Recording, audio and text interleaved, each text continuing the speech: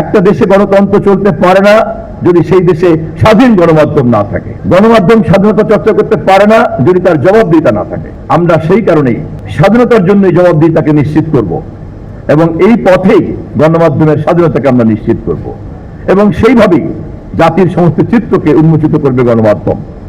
এভাবেই একটি সামগ্রিক ব্যবস্থা আমরা ধীরে ধীরে উন্নয়নের দিকে এগিয়ে চলব।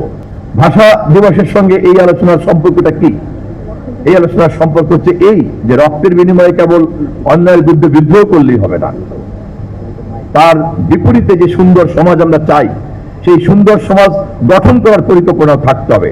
তার মানে শুধু বারবার আন্দোলন হবে, বারবার রক্ত যাবে, জীবন যাবে, একটা ইতিহাসের পাতা তৈরি হবে, কিন্তু মানুষের কিন্তু ভাগ্যের পরিবর্তন হবে না।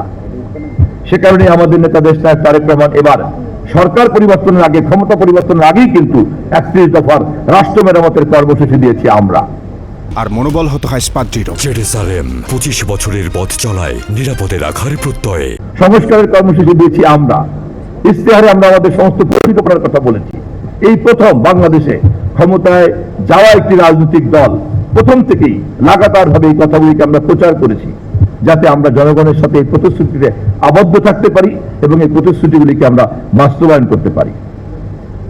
আমি একটু প্রশাসনের মনোযোগ আকর্ষণ করতে চাই। আমি জানি আপনারা সবাই একটু বিজ্ঞ। আমি যেহেতু সরকারের পক্ষ থেকে এই জেলার প্রশাসনের অভিভাবকের দায়িত্ব পালন করতে হবে যতদিন মাননীয় প্রধানমন্ত্রী ইচ্ছা পোষণ করবেন, সেই কারণেই একই সঙ্গে গণমাধ্যমের মাধ্যমে আমি আমার রাজনৈতিক সহকর্মীদেরকে জানিয়ে রাখতে চাই, আমাদের গণতান্ত্রিক ব্যবস্থায় সাংবিধানিক পদ্ধতিতে জনপ্রতিনিধি একটি অংশ যখন প্রশাসনে যুক্ত হয়ে পড়েন তিনি তখন কিন্তু নির্বাহী বিভাগের সদস্য হয়ে যান।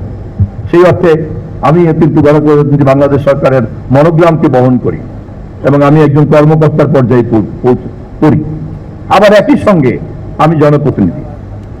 ফলে সাধারণ একজন জনপ্রতিনিধির সঙ্গে নির্বাহী বিভাগের যে পার্থক্য বা আইন বিভাগের সঙ্গে নির্বাহী বিভাগের যে পার্থক্য, নির্বাচিত সরকার এর মাঝখানে কিন্তু দায়িত্ব পালন করেন।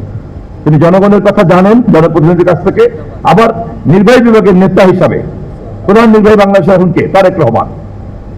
আবার তিনিই কিন্তু বাংলাদেশের সবচেয়ে বড় পার্লামেন্টারি পার্টির প্রধান নেতা, সংসদ নেতা তিনি।